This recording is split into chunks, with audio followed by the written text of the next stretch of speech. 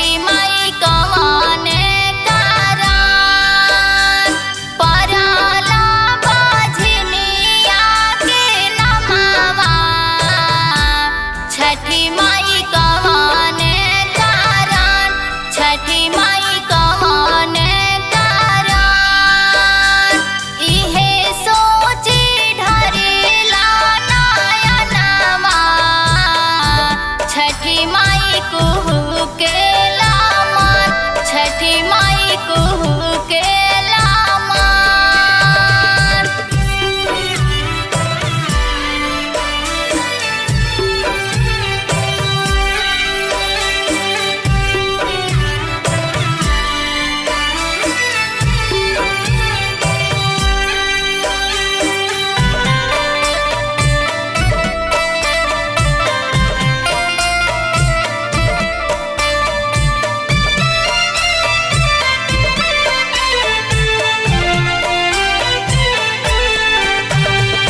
दिन रात मारेली तनवा।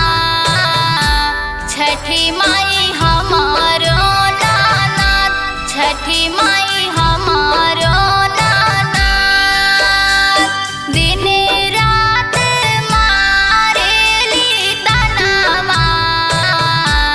छठी माई हमारो गोतीन छठी माई हमारो गोतीन।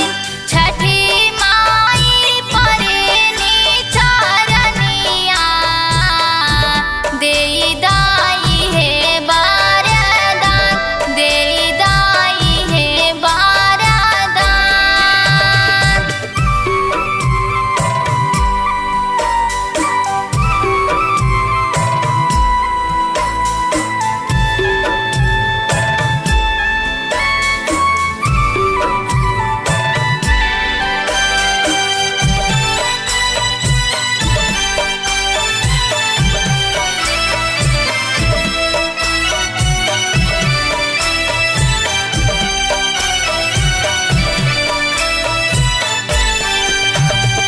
जर जाई अस के दियनवा।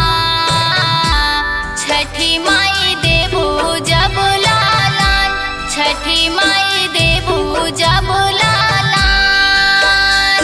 जर जाई अस के दियनवा।